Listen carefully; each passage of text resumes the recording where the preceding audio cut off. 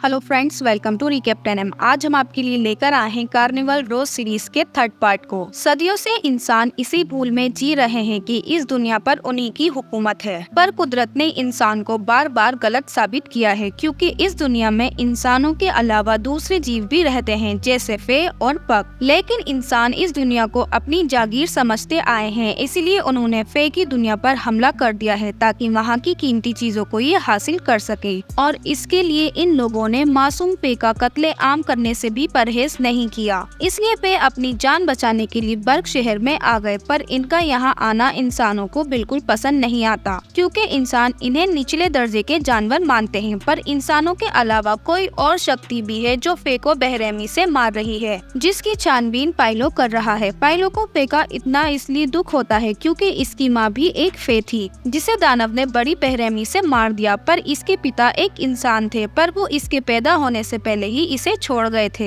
इसीलिए ये आज तक उनका पता लगा रहा है। पर जैसे ही इंसानों को पता चलता है कि पाइलो एक मिलावटी नस्ल वाला इंसान है, मतलब आधा पे और आधा इंसान, तो इसलिए इसे गिरफ्तार कर लिया जाता है। क्या अब पाइलो अपने पिता को ढूंढ पाएगा या फिर वो दानव इसकी माँ की तरह इसके पिता का पता चलने से पहले ही उन्हें मार देगा? आखिर वो दानव सिर्फ कुछ चुनिंदा फे को ही क्यों मार रहा है? चलिए पता लगाते हैं। तो सीरीज की शुरुआत में हम देखते हैं कि पाइलो को गिरफ्तार करके कैप्टन के पास लाया जाता है। पाइलो कहता है, जैसा आप सोच रहे हैं वैसा मैंने कुछ नहीं करा। जिस पर कैप्टन कहते हैं, तुमने मुझसे इन हत्याओं से जुड़ी अहम बातों को छुपाया, जिससे साफ जाहिर होता है कि तुम ही मुजरिम। कैप्टन के कहने पर पाइलो को जेल में बंद कर दिया जाता है। यहाँ पर विग्नेट पहले से ही जेल में होती है। पाइलो और विग्नेट एक दूसरे से प्यार करते हैं। विग्नेट पाइलो को बताती है कि दूसरे कैदी उसे मारने के लिए आ रहे हैं, पर पाइलो उल्टा ही इसकी धुलाई करके इसे अच्छा सबक सिखा देता है, जिससे बाकी कैदी पीछे हट जाते हैं। पर थोड़ी देर बाद सार्जेंट आकर पाइलो को पे की जेल में भेज देता है, क्योंकि यहाँ इंसान और पे को अलग अलग जेल में रखा जाता है। यहाँ आकर पाइलो विग्नेट से बात करता है। विग्नेट कहती है, मैं तुम्हें इतनी आसानी से मरने नहीं दूंगी। इधर पाइटी भी हॉर्सपेक्स को आकर बताती है कि अब आपकी जान को कोई खतरा नहीं है, क्योंकि उस कातिल को पकड़ लिया गया है। जिस पर हॉर्सपेक्स कहती है कि मैंने उस डार्क एशर को अपने लिए आता देखा है। पुलिस ने गलत इंसान को पकड़ा है। कातिल अभी भी खुला घूम रहा है, जिसका पता मैं जल्द ही लगा लूंगी। ये सुनने के बाद पाइटी घबरा जाती है, क्योंकि यही उस डार्क एशर की मालिक है। इसी ने डार्क एशर को बनाया ताकि ये अपने बेटे जोना को अगला चांसलर बना सके, क्योंकि एप्सलॉम के बाद उसका अगला उम्मीदवार उसका बड़ा बेटा बनेगा चांसलर के लिए। पर जोना इसका दूसरा बेटा है और इसका पहला बेटा पाइलो है। दरअसल एप्सलॉम एशलिंग से प्यार करता था, जो कि एक फे थी। इंसानों और पे के बीच चल रही जंग से इनका नाजुक रिश्ता जल्द ही खत्म हो गया था। एप्सलॉम ने अपने इस राज को राज ही रखा, पर जब पाइटी को इस बारे में पता चला तो उसने पाइलो को मारने के लिए डार्क एशर को बनाया।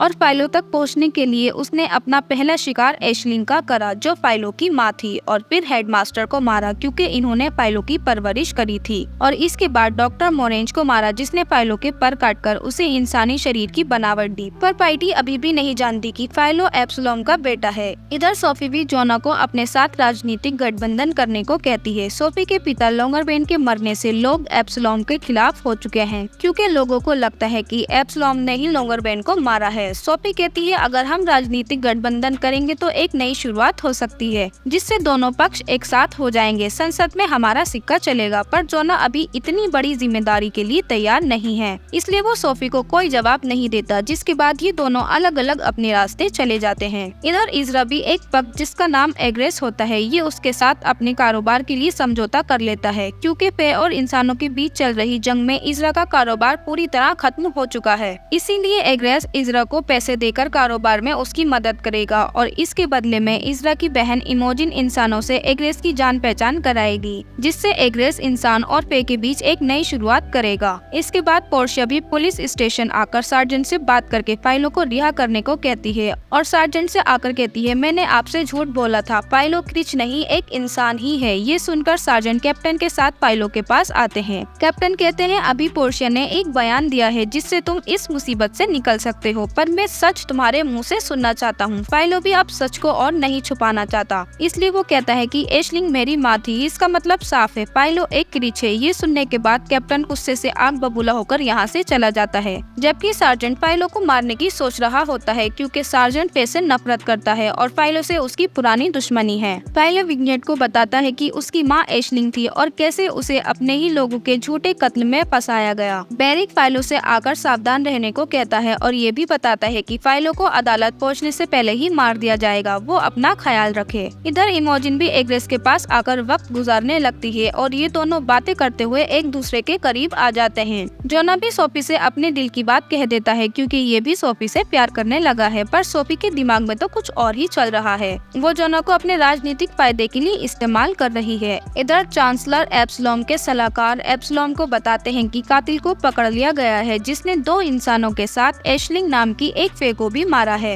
एशलिंग का नाम सुनकर एब्सलॉम हैरान हो जाता है और उसे गुस्सा भी आता है क्योंकि ये एशलिंग से आज भी प्यार करता है, इसीलिए ये एशलिंग के कातिल को खुद अपने हाथों से मारना चाहता है। और ये सच में पाइलो को एशलिंग का कातिल समझ लेता है, इसलिए ये ऑफिसर से उसे अपने पास लाने को कहता है। चांसलर के कहने पर ऑफिसर पाइलो को लेने के लिए आ जाते हैं। जाते वक्त पाइलो विग्नेट से कहता है वो उससे बहुत प्यार करता है और फिर इसके बाद ऑफिसर पाइलो के मुंह पर कपड़ा ढककर उसे एब्सलॉम के पास ले आते हैं। विग्नेट भी पाइलो तक पहुंचने के लिए मरने का नाटक करती है। जैसे ही सार्जेंट अंदर आते हैं तो ये उस पर हमला करके यहाँ से भागने की कोशिश करती है, पर बदकिस्मती से इसके भागने से पहले ही इसे पकड़ लिया जाता है, जिस पर सार्जेंट कहते हैं कि भागने का कोई फायदा नहीं है, पाइलो अब मर चुका है। इधर पाइलो भी एब्सलॉम से कहता है तुम्हें अब किसका इंतजार है, मुझे मार क्यों नहीं देते। एब्सलॉम कहता है मैं मौत का खौफ तेरी आंखों में देखना चाहता हूँ। जितनी बेरहमी से तूने एशलिंग को मारा वो उतनी दर्दनाक मौत की हकदार नहीं थी। मुझसे भीख मांग अपनी जिंदगी की, जिस तरह एशलिंग ने तुझसे मांगी होगी। एशलिंग के लिए इतनी तड़प और हमदर्दी देखकर पाइलो समझ जाता है एब्सलॉम ही इसका पिता है। पाइलो कहता है मैंने अपनी माँ को नहीं मारा, मुझे तो पता भी नहीं था वो मेरी माँ थी, मुझे लगता था आप उनके कातिल हो, इसलिए मैं आपको कब से ढूंढने की कोशिश कर रहा था। पाइलो के पूछने पर एब्सलॉम बताता है वो एशलिंग से बहुत प्यार करता था, पर जब एब्सलॉम के पिता को ये बात पता चली तो उन्होंने एशलिंग और एब्सलॉम के रिश्ते को अपनाने से साफ इनकार कर दिया और एब्सलॉम को एशलिंग से दूर रहने की नसीहत दी। अगर वो ऐसा नहीं करता तो वो लोग एशलिंग को मार देते, इसलिए एब्सलॉम एशलिंग को बचाने के लिए उससे दूर हो गया। एक दूसरे का सच जानने के बाद दोनों एक दूसरे को माफ करके एक नई शुरुआत करते हैं। एब्सलॉम पाइलो से कहता है जब तक तुम पर लगे मैं कत्ल के इल्जाम को झूठा साबित नहीं कर देता तब तक तुम्हें छुप कर रहना होगा। एब्सलॉम पाइलो से विग्नेट के साथ एक नई शुरुआत करने को कहता है जो वो एशलिंग के साथ नहीं कर पाया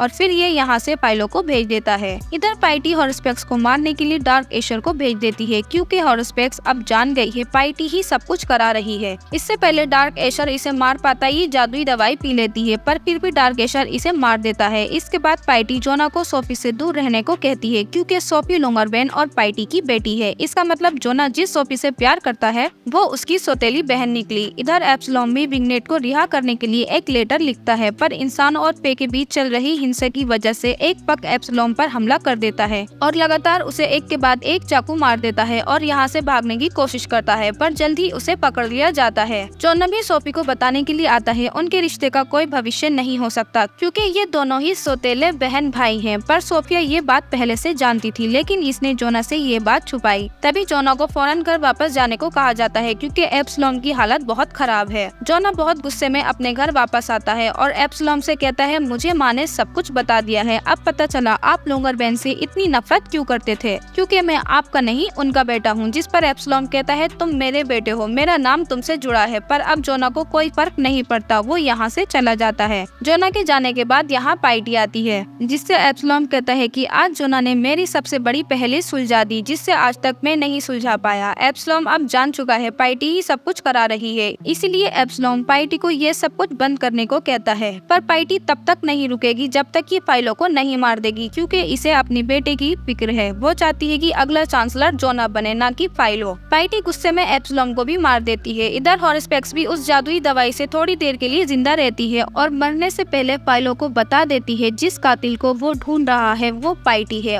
और उस जादुई दवाई की वजह से हॉर्सपेक्स को पता चल जाता है कि पाइटी ने एब्सलॉम को मार दिया है और वो उसका लीवर निकालकर काले जादू की मदद से एब्सलॉम के सारे राज जान लेती है और वो फाइलों को बता देती है कि विग्नेट की जान खतरे में है क्योंकि पाइटी अब एब्सलॉम के साथ तुम्हारे बारे में भी जान गई है और वो तुम तक पहुंचने के लिए विग्नेट को पकड़ने वाली है, जल्दी जाकर उसे बचा लो। इधर सार्जेंट विग्नेट को पाइटी के कहने पर रिहा कर देते हैं। जब तक फाइलो यहाँ आता है विग्नेट यहाँ से जा चुकी होती है, इसीलिए फाइलो उसी गुफा में आता है जहाँ एशलिंग को मारा गया था। ये टॉर्मलिन से कहता है मैं विग्नेट को वापस लाकर ही रहूंगा। इधर जल्द ही सभी को पता चल जाता है कि चांसलर एब्सलॉम अब नहीं रहे, इसलिए सलाहकार जोना को चांसलर का अगला उम्मीदवार बना बना देते हैं। इसके बाद हम विग्नेट को उसी गुफा में देखते हैं जहाँ पाइटी ने एशलिंग को मारा था। पाइटी विग्नेट से कहती है कि मुझे मारने पर मजबूर मत करो, तुम्हारी जान मैं बख्श दूंगी अगर विग्नेट फाइलो का पता पाइटी को बता दे तो। पर विग्नेट साफ इनकार कर देती है। इधर फाइलो भी गुफा में डार्क एशर को देख लेता है जो अभी शांत है क्योंकि पाइटी का पूरा ध्यान विग्नेट पर होता है। लेकिन जैसे ही फाइलो आगे बढ़ता है डार्क एशर जाग जाता है। पाइटी के पूछने पर भी विग्नेट नहीं बताती तो पाइटी इसका लीवर निकालने लगती है ताकि ये फाइलो तक पहुंच सके।